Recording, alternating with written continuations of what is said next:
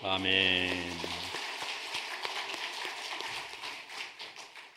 하나님의 크신 은혜와 은총이 여러분과 함께 하기를 바랍니다. 해마다 맥주 감사 주의를 지키면서 여러 생각들을 하게 됩니다. 현대 사회에 맥주 감사절을 지키는 것이 어떤 의미가 있을 것인가 하는 생각들 때문입니다. 구약의 성경에 등장하는 맥주절은 예수 그리스도의 죽으심과 부활을 통해서 그 제도적 의미를 잃어버리게 되지요. 그리고 신약에서 우리가 맥주절을 혹 지킨다 하여도 농경사회의 풍습에 근거한 맥주절을 산업사회가 되어 있는 지금에 그대로 지킨다는 것이 별로 의미가 없어 보이기 때문입니다. 여러 학자들 또 여러 목회자들이 이런 이야기를 말합니다. 맥주 감사절을 지키지 말라 하는 이야기입니다. 그들의 주장과 그들의 설명에는 충분한 근거와 이유가 있습니다. 그리고 또 그들이 하는 이야기의 주요한 말은 교회가 맥주 감사절을 지키는 그것으로 헌금을 모으려고 하지 마라 하는 그런 이야기를 말하고 있습니다. 파리 한 마리가 앉았는데 이거를 잡아야 될까 쫓아보내야 될까 고민이 깊습니다. 이걸 계속 두고 설교를 하면 여러분이 저는 안 보고 파리만 볼 것 같고, 그리고 이 파리를 두고 설교하자니 제 마음에 걸리기도 합니다. 강단에서 이걸 죽일 수도 없고 살릴 수도 없고 이게 심히 고민됩니다. 쫓아내겠습니다. 이놈 찾으려고 애쓰지 마시고 설교에 집중하시면 좋겠습니다. 맥주 감사주의를 지키는 것에 대하여서 필요 없다, 헌금을 모으기 위한 수단으로 삼지 마라 하는 말을 합니다. 그런 주장과 이야기를 듣고 있노라면 정말 타당하고 옳다 이렇게 여겨집니다. 그럼에도 불구하고 제 마음에 드는 생각은 이렇습니다. 주님께서 성경을 통해서 맥주절을 지키라고 하셨을 때에는 그 속에 구원적 의미와 함께 우리의 삶을 향한 주님의 명령이 분명히 있을 것이다. 그 맥주절을 통하여 하나님께 감사하라고 말씀하셨을 때에는 그 속에 담긴 하나님의 우리를 향한 뜻이 분명히 있을 것이다. 그렇다면 그 뜻은 무엇일까 하는 것이 제 고민입니다. 말씀을 묵상하면서 이런 생각을 해보죠. 맥주 감사절, 이스라엘 백성들은 언제, 왜, 무엇 때문에 지키게 됐는가? 그것을 추적해 볼 필요가 있었습니다. 이스라엘 백성들이 맥주절을 지키게 된 것은 출애굽 이후 가나안 땅에 들어가게 되면서 하나님께서 계명을 통해서 가나안 땅에 들어가게 되거든 맥주절을 지키라 그렇게 이야기하셨기 때문입니다. 가나안 땅에 들어가게 돼서 그곳에서 보리를 수확하게 되었을 때 그 보리 수확을 감사하면서 하나님께 나와 예배하고 제사하고 감사의 예물을 하나님께 드려라 이렇게 설명하신 것이지요. 애굽에 종살이하고 있던 이스라엘 백성들, 그들에게는 전혀 희망이 없었습니다. 애굽은 강력했고 바로 왕의 군대는 어느 누구도 무너뜨릴 수 없는 군대였습니다. 이 애굽이 이스라엘 민족을 박해하였습니다. 괴롭혔습니다. 그들은 애굽의 권세 아래서 망할 수밖에 없었고 소멸될 수밖에 없었습니다. 그런데 그 가운데 하나님께서 언약을 기억하시고 이스라엘 백성들을 구원하신 것입니다. 하나님의 권능으로 구원하셨습니다. 온전히 하나님의 능력으로만 그들을 구원하셨습니다. 애굽에 10가지 재앙을 내리시고 구원하셨고 또 애굽의 군대의 추격을 물리치시며 홍해를 건너 광야를 지나 가나안 땅으로 오게 하셨습니다. 광야의 길을 지나는 동안도 이스라엘 백성들의 삶은 결코 쉽지 않았습니다. 그들에게 이 광야는 험준하기 이를 데 없는 것이었습니다. 거기에서 아무것도 경작할 수 없었습니다. 어떤 것도 그들이 거기에서 수확으로 얻을 수 있는 것이 없었습니다. 광야를 지나는 동안 먹고 사는 문제마저도 스스로 해결할 수 없었습니다. 광야는 그런 곳이었습니다. 거기서 하루 이틀, 사흘, 며칠 정도 사는 것은 어떻게 살 수 있고 견딜 수 있는 것이었겠습니다마는 그곳에서 40년을 지내는 것은 불가능한 일이었습니다. 하나님께서 그 가운데 은총을 베풀어 주셨습니다.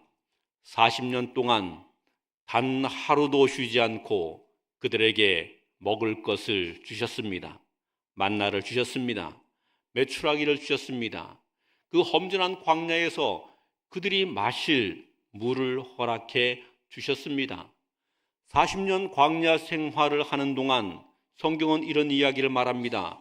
그들의 옷이 헤어지지 아니하였고 그들의 신발이 부르터서 그래서 못 쓰게 되지 않았다고 말합니다. 40년 동안 옷이, 신발이 깨끗하게 보존될 수 있도록 해주셨다는 것입니다. 이스라엘 백성들이 가나안 땅에 들어가서 살게 되기 전까지 하나님은 은혜와 능력으로 이스라엘 백성들을 구원하시고 그들의 삶을 거친 광야를 은혜로 인도하셔서 가나안 땅에 들어가게 되었고 가나안 땅에 들어가서 첫 곡식을 수확하여 먹게 되면서부터 만나가 그치게 되고 메추라기가 그치게 됐습니다. 그 첫 곡식을 수확하여 먹게 된 것은 이스라엘 백성들에게 엄청난 감동이 아닐 수 없는 것입니다. 구원하신 하나님, 광야를 인도하신 하나님, 그리고 가나안 땅까지 오게 하신 하나님인 겁니다. 하나님은 이제까지 우리를 인도하셨고 은혜를 베푸셨습니다 하는 고백이 맥추절 감사 속에 담겨 있습니다. 그리고 이제 이 가나안 땅에서 하나님이 곡식을 허락하여 주시니 앞으로의 우리의 삶에도 하나님의 은총이 있을 것임을 믿습니다 하는 고백, 이것이 맥추절 감사 속에 담겨 있는 것이지요. 오늘 우리가 이 시대를 살아가면서 한 해의 절반을 돌아봅니다. 한 해의 절반을 돌아보면 지난 반년이 광야를 지난 것처럼 지나온 감사의 순간입니다. 하나님의 은혜였습니다. 그리고 앞으로 남은 반년 역시 가나안 땅을 살아가게 될 이스라엘 백성들에게 하나님께서 허락하실 은혜를 소망함으로 살게 되는 시간일 것입니다.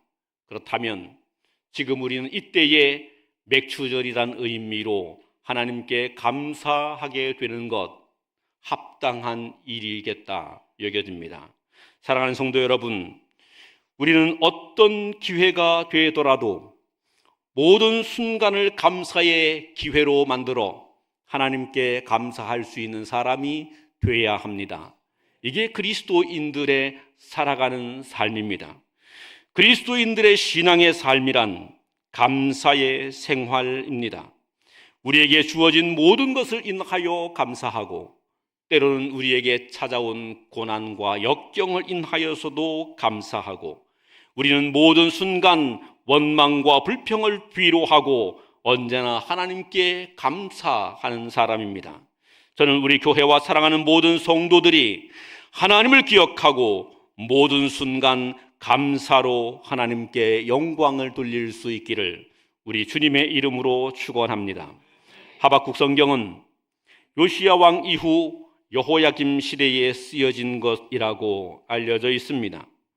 그 무렵은 이스라엘 백성들에게 큰 고난의 시기였습니다. 요시야 왕 이후 여호야김 시대에 이르는 동안 그 기간 동안에 이스라엘 백성들의 통치자들은 그들의 힘으로, 위력으로 이스라엘 백성들을 억압하고 학대했습니다. 권력자들이, 통치자들이 자신의 힘으로 가난한 사람들의 것을 빼앗아 갖고 힘없는 사람들을 무시하고 짓밟았습니다. 공의가 사라졌습니다. 정의가 사라졌습니다. 재판이 왜곡됐습니다. 판결이 어긋난 것이 됐습니다. 힘없는 사람은 끊임없이 약탈을 당했고 착취를 당했습니다. 힘 있는 사람들은 그 힘으로 사람들을 짓밟으며 사람들 위에 군림하게 됐습니다. 정말 더럽고 살기 싫은 세상이 되고 만 것입니다. 하나님을 섬기던 선지자 하박국의 눈에 이런 것들이 보였습니다. 견딜 수 없었습니다. 그는 하나님의 공의와 정의에 사로잡힌 사람이었을 겁니다. 하나님의 말씀을 붙들고 사는 사람이었습니다. 하나님 백성들 가운데 하나님을 섬김이 있어야 한다고 믿었고, 하나님을 섬기는 사람들은 공평과 정의로 삶을 살아야 된다고 그는 확신했던 사람입니다. 그런데 예배는 무너지고 통치자들은 권력을 가지고 백성을 착취하며 온갖 불의와 타협하는 일들이 가득하고, 죄된 사람들, 악한 사람들은 흥하고 의로운 사람들은 몰락하게 되는 이 시대를 바라보면서 하박국 선지자는 탄식한 것입니다. 하나님께 원망과 불평을 쏟아 놓았습니다. 그의 정의감은 하나님께 대하여, 하나님, 어떻게 이런 일이 있을 수 있겠습니까? 하나님 백성들 가운데 어떻게 이 불의가 만연할 수 있습니까? 어떻게 이렇게 정의롭지 못한 세태가 되었고 통치자들이 이렇게 악을 행합니까? 이 시대가 악은 흥하고 선은 왜 이렇게 초라하고 힘이 없습니까? 하나님께 대하여 공정하지 않다고, 정의롭지 못하다고 원망과 불평을 쏟아 놓은 것입니다. 이런 이야기를 듣고 있던 하나님께서 하박국 선지자에게 응답하십니다. 그래, 이 땅에 하나님을 경외함이 없고, 이 땅에 정의가 사라지게 됐고, 이 땅에 억압과 착취가 만연하여 있으니 내가 진노하여 심판하겠다.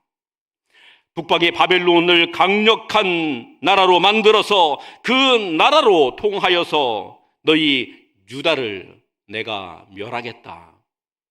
정의롭지 못한 땅을, 공의가 사라진 땅을, 하나님을 경외하지 못하는 이 민족들에게 내가 바벨론을 통하여 심판하겠다. 하나님께서 이렇게 말씀하시는 겁니다. 선지자 하박국이 그 말씀을 듣고 보니 이상했습니다. 하박국이 원한 것은 그것이 아닙니다.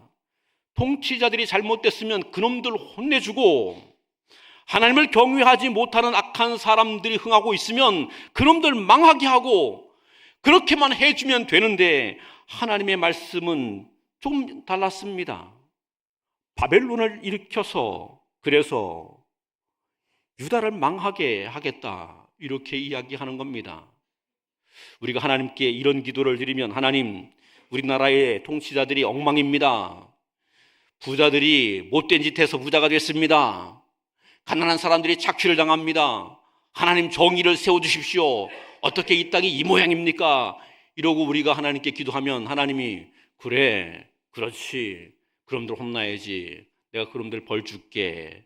그러니까 저 중국 땅을 일으켜서 전쟁을 일으키고 그놈들 작살낼게. 하나님이 그렇게 답변하시면 우리는 뭐라고 이야기하겠습니까? 하나님, 그건 아니죠. 우리가 기도한 게 그거 아니에요. 말도 안 되죠. 어떻게 그렇게 합니까? 하박국이 깜짝 놀라서 하나님께 말합니다. 하나님, 말도 안 됩니다. 바벨론은 우리보다 더 악한 놈들입니다. 우리보다 더 흉악한 놈들입니다. 못돼 먹은 놈들입니다. 그런데 그 나라가 우리를 망하게 한다고요? 그럴 수는 없습니다. 이러면서 하나님께 항변을 하게 된 것이지요. 이렇게 항변하고 있는 하박국에게 하나님이 말씀하십니다. 바벨론이 너희를 향하여 진격해오고 너희의 나라가 무너지게 되고 너희의 삶의 곤고함이 다가오게 되고 수많은 사람이 포로가 되고 종이 되고 죽임을 당하게 되겠지. 그런데 있잖아, 오직 나의 의인은 믿음으로 말미암아 살 것이다. 하나님이 그렇게 이야기하시는 겁니다. 죄로 말미암아 모든 사람은 다 멸망을 당할 수밖에 없다는 이야기죠. 어느 누구도 죄 가운데서 구원함을 받을 수 있는 사람이 없다, 하나님이 말씀하시는 겁니다.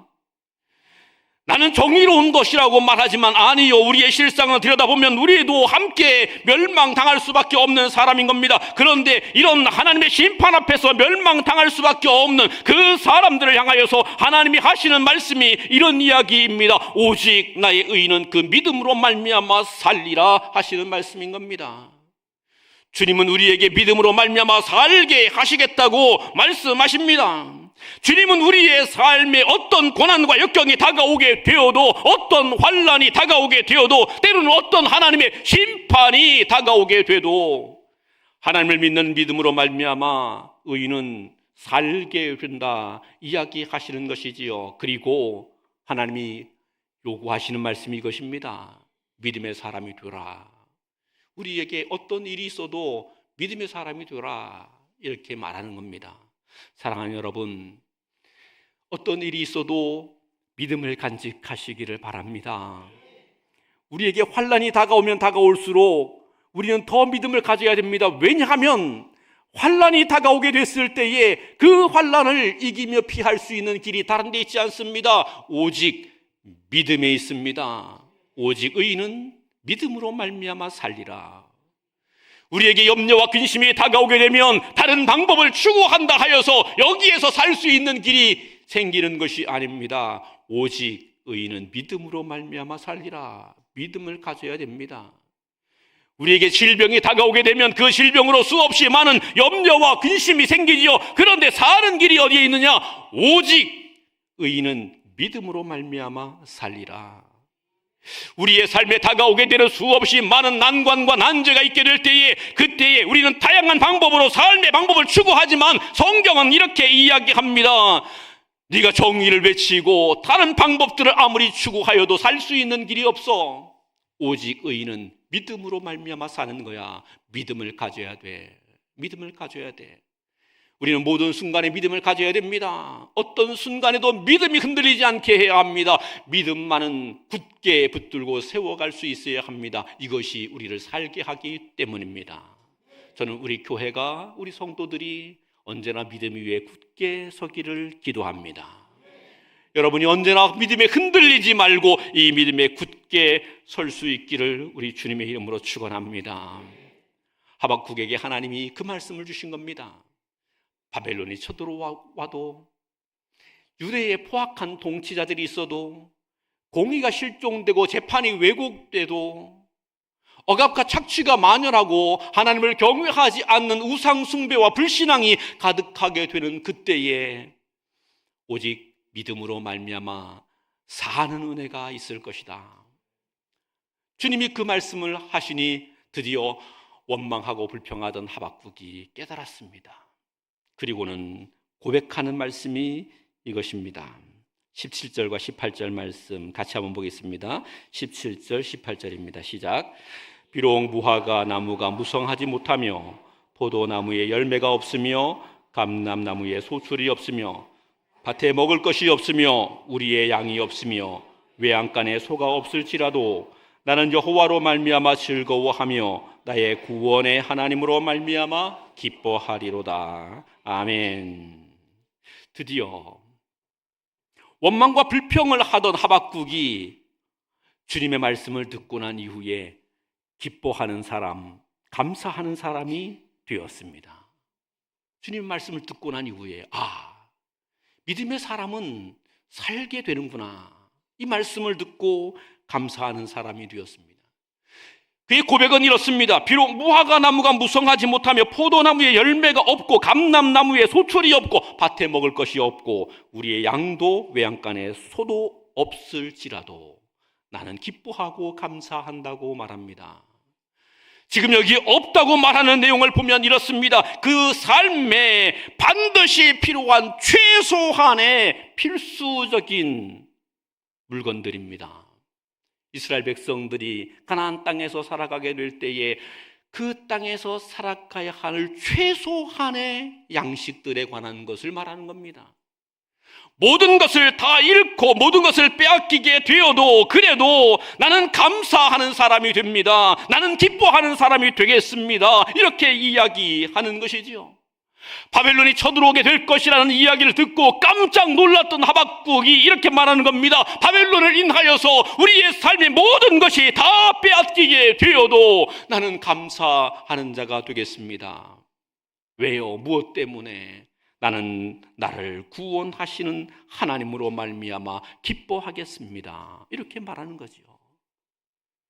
하박국은요, 그의 믿음으로 감사의 삶을 산 사람이었습니다. 그의 믿음으로 원망을 감사로 바꾼 사람이었습니다. 그가 왜 그렇게 할 수 있었는가? 그의 감사는 무엇에 근거하였기 때문인가? 오늘 이 성경을 보면 그의 감사는 무화과 나무가 무성한 데에 그의 감사의 이유가 있지 않았습니다. 그의 감사가 포도 열매가 많은 데에 그의 감사의 이유가 있지 않았습니다. 그의 우리의 양이 많고 외양간에 소가 많은 그것에 그의 감사의 이유가 있지 않았습니다. 그의 감사의 이유는 그를 구원하신 하나님의 은혜와 사랑에 있었다는 이야기입니다. 사랑하는 여러분, 여러분은 무엇을 바라보며 살아가십니까?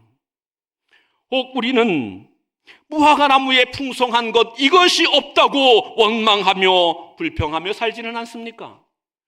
우리의 포도나무가 열매를 맺지 못하였다고 낙심하며 좌절하고 살아가고 있지 않습니까? 우리의 밭에 소출이 없으므로 굶어 죽을 지경이라고 못 살겠다고 우리는 말하고 있지 않습니까? 우리의 외양간에 소가 없고 우리의 양이 없다 하여서 우리는 기죽어 살고 있지는 않습니까? 이런 것 때문에 우리는 절망하고 있지 않습니까? 내 손에 뭔가를 조금 가진 것이 있으면 이것 가지고 교만하고 기고만장해지고, 내 손에 쥐어진 것이 없으면 비굴해지고 초라해지는 그런 사람이 되고 있지는 않습니까? 우리의 삶의 원망과 감사의 근거는 어디에 있습니까? 오늘 이 성경을 통해서 하박국은 이렇게 이야기합니다.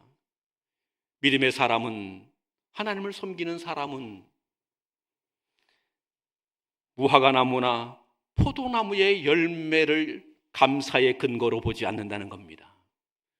하나님을 감사의 근거로 본다는 겁니다. 하나님을 바라본다는 겁니다. 우리는 하나님을 바라봄으로 감사하는 사람이 되어야 합니다. 사랑하는 여러분, 우리의 삶을 그냥 삶 자체를 들여다보지 마시고 우리의 배후에 계시는 하나님을 바라보실 수 있기를 바랍니다. 그 하나님을 바라봄으로 감사해야 합니다. 내 삶이 힘겹고 고통스러워도 나와 함께 하시는 그 하나님을 인하여 감사하는 겁니다. 내 인생의 걸음이 가시밭길을 걸어가며 십자가의 길을 걸어가는 것 같아도 나와 함께 동행하시며 나를 구원으로 인도하시는 그 하나님을 인하여 감사하며 기뻐하는 자가 되어야 하는 것입니다. 이것이 믿음입니다. 이것이 믿음입니다. 하나님은 우리가 그런 사람이 되라고 이야기하고 계십니다. 수많은 믿음의 사람들이 좋은 일이 생기면 기뻐하고 좋아합니다.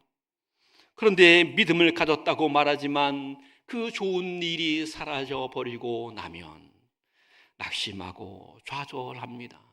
그래서는 안 됩니다. 우리는요, 우리 손에 쥐어진 것을 보며 사는 사람이 아니라 우리 손을 채워주시는 하나님을 보며 사는 사람입니다. 그 하나님을 인하여 감사해야 합니다. 하박국 선지자는 하나님으로 말미암아 기뻐하리로다. 바벨론이 쳐들어오게 돼서 그 땅의 모든 것을 빼앗아 무화과 나무가 무성하지 못하고 포도나무에 열매가 없고 뭐 이것도 없고 저것도 없고 다 없고 그렇게 되는데 그 가운데 우리를 콕 집어 구원하시는 하나님을 봤다는 거죠. 그 하나님을 인하여 감사한다고 말합니다. 그리고는 그가 그 하나님에 대하여 다시 설명합니다. 우리 19절 말씀을 같이 보겠습니다. 19절입니다. 시작.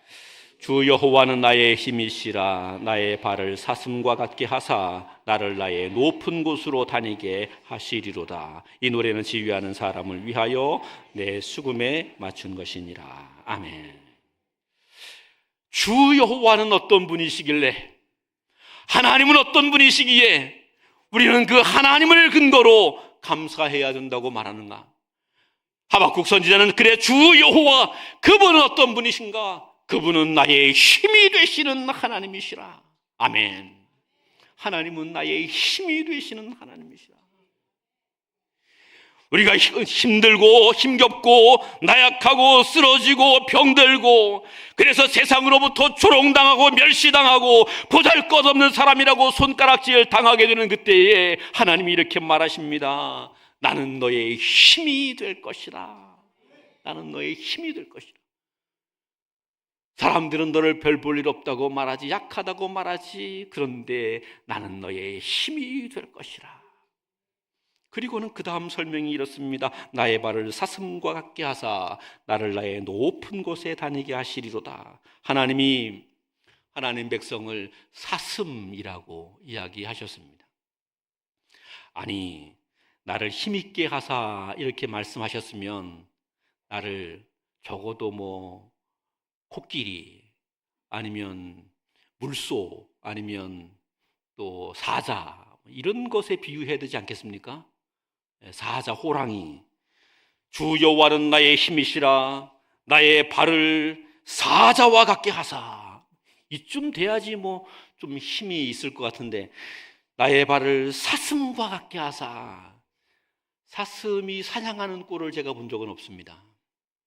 그렇죠? 혹시 사슴이 사냥하는 거 보신 분? 저한테 정보를 주시면 제가 특별하게 용돈을 드리겠습니다. 아마 없을 겁니다. 사슴이 사냥하는 경우는 없습니다. 사슴은 사냥하지 않고 풀을 뜯어 먹죠. 예, 이 초식 동물입니다. 그리고 이런 사슴과 같은 동물은 전부 다 포식자의 먹잇감입니다. 그렇죠? 이 먹잇감이 무슨 힘이 있습니까? 그러나 하나님께서 사슴과 같게 하사 이랬습니다. 이 말 속에 담겨있는 의미는 이렇죠. 예수 믿는 너, 약해 보이고 힘이 없어 보이고 먹잇감인 것처럼 보이는 존재야. 먹잇감인 것처럼 보이는 존재야. 늑대도 잡아먹고 하이에나도 잡아먹고 사자도 와서 잡아먹고 이놈들은 다 잡아먹고 표범도 잡아먹고 다 잡아먹는, 그래서 그냥 모든 포식자들을 피해 다녀야만 하는 그런 존재야. 그런데 오늘 이 본문은 사슴이라고 비유를 하셨습니다. 그리고는 그 다음 설명이 이렇습니다. 나의 발을 사슴과 같게 하사. 우리의 발을 사슴의 발과 같게 하신다는 것입니다. 사슴의 발이 어떻게 생겼는지 잘 모르겠습니다. 제가 사슴 발을 자세히 본 적이 없어요. 그런데 절벽의 낭떠러지에 사슴과 염소떼들이 다니는 것은 영상으로 본 적이 있습니다. 혹시 여러분 보셨나요? 가파른 절벽에 사슴, 염소떼들이 그리로 다닙니다. 안 미끄러지고 잘도 다닙니다. 거기 아마 등산하는 사람들도 못 올라갈 만한 곳입니다. 그런데 그 길을 그냥 조심조심 걸어가는 게 아닙니다. 이놈들이 팔짝팔짝 뛰어다닙니다. 그렇죠? 영상으로 그럼 한번 보셔요. 나중에 찾아보셔요. 어딘가 아주 큰 댐이 있는 곳인데 그 댐이 절벽처럼 되어 있지 않습니까? 그런데 그 댐을 위에 걸어 다니면서 거기서 뭔가를 핥아먹는 사슴을 본 적이 있습니다. 사슴떼가 절벽과 같은데 거기를 올라다닙니다. 과학자들이 그렇게 발견했다네요. 사슴발은 미끄러지지 않는 안전 패드 같은 것이 있다고 그럽니다. 그래서요, 딱 바위 같은데 발을 대면 잘 접착이 된대요. 안 미끄러지고 간대요. 표범이 잘 따라옵니다. 표범은 워낙 유연하고 날랜 동물이잖아요. 표범이 막 따라옵니다. 막 따라오면 사슴이 열심히 도망가죠. 열심히 도망가는데 표범도 못지않게 따라옵니다. 예? 이 절벽 사이를 막 헤치면서 막 따라옵니다. 그런데 사슴이 낭떠러지 같은 절벽을 막 올라가면 더 이상 못 올라가고 그냥 입맛만 다시고 있습니다. 입맛만 다십니다. 더 이상 못 올라갑니다. 그리고 이 사슴은 저 높은 꼭대기에서 표범을 구경하고 있죠. 하나님은 이 하박국 선지자에게 이 모습을 보여주고 있는 것입니다. 너 약한 존재인 것처럼 보이지. 그런데 너에게 힘을 주는데 사자도 못 따라오고 표범도 못 따라오고 하이에나도 못 따라오는 그 절벽 낭떠러지를 뛰어 올라가는 그런 힘을 주시는 분이시다. 하나님이 그런 분이다. 바벨론이 강력한 무기를 가지고 너희를 집어삼키며 온 나라를 초토화시키고 모든 백성을 다 죽이는 것 같지만, 그러나 그 가운데 믿음의 사람들이 어떻게 살아나게 되느냐? 하나님이 그의 발을 사슴의 발과 같이 하셔서 어느 누구도 따라올 수 없게 하시며, 그리고 결국은 승리하여 가장 높은 곳에 존귀한 자리에 우뚝 서서 모든 것을 바라보며 즐길 수 있는 자가 되게 하시는 하나님이시다. 하나님만이 그런 하나님이시다 말씀하시는 겁니다. 사랑하는 여러분, 하나님이 그런 하나님이신 것을 믿으시기를 바랍니다.